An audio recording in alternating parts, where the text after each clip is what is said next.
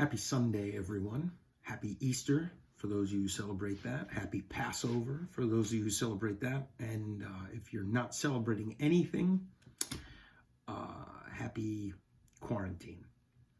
Anyway, today is Sunday, April 12th, and I'm recording this quick update for you. I hope you have found these useful, helpful, whatever. But anyway, the reason I wanted to do this, not only to keep in touch with you and so you can keep track of my beard growth here, priority registration starts next week. When this all first started, we didn't exactly know how it was going to work. All the classes were canceled, but the college functions were still open. That is no longer the case. You cannot come into the college. I can't go into my offices, so we are going to have to do advising remotely. And what I did was I created a web page, a wiki page for you to be able to figure out how to do this on your own.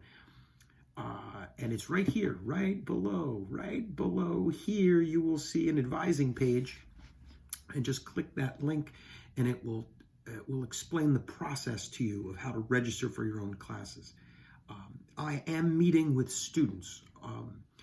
I'm going to set up my hours between Monday and Friday, 10 a.m. to 12 noon.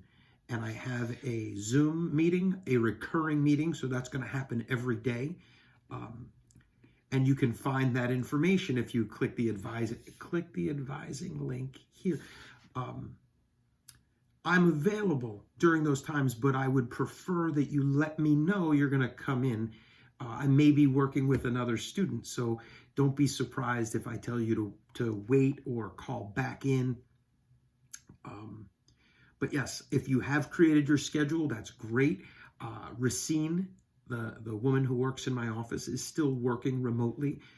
After you've spoken to me, I let her know, and then she gets in touch with you to create a Zoom appointment with her. That way you can work with her remotely to create your schedule for next semester. But again, if you're at all confused about the process, follow the link here. Okay. So that starts next week, priority registration.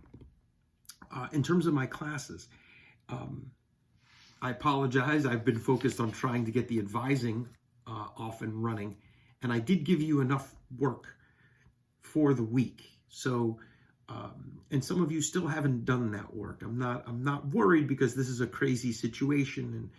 And one student I reached out to said, oh, they've been sick for a week, so they couldn't do any work. I realize it's a crazy time, but if you haven't gotten in touch with me yet or done any work, now would be a good time to start.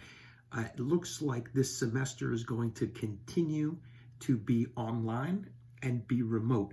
That means we have to do everything now this way, which means we'll be taking quizzes, tests, and exams this way. I don't know how it's all going to work. This is all new to me too. But anyway, please, if you have not gotten in touch with me or responded to emails, really do that. I don't know what you're waiting for. So going through my classes quickly, ESL 18, I assigned you the reaction essays. I tried to do it in pieces like we did it before, where you do one body paragraph and then you send that to me and I give you feedback, because I want to make sure you're on the right track. Many of you have done that, and that's great. For those of you who haven't, I will be reaching out specifically to you. But again, this all requires that you check your email. I have gotten creative and started texting students or calling students at home to get their attention, and that seems to work. So, it's my responsibility to reach out to you, but it's also your responsibility to respond and get back in touch with me. Okay, so in terms of the reaction essays, if you have done one body paragraph, I want you to finish the second body paragraph, and you know what? Finish those whole essays. I would like to start the next type of essay, which is the compare-contrast essay. So look for a new video regarding compare-contrast essays soon. When I say soon, I mean in the next couple of days. But finish those reaction essays. And like I said, I'll go through, I'll give you feedback, and I'll contact the students that haven't completed it before we start the next essay, which I figure by Wednesday. I'll just give myself that deadline. Okay, ESL 12. I now have access to the online book. Now, I know you probably had the books at home, but I didn't have access to the books, so now I do. I will be assigning exercises in the textbook, so look for those.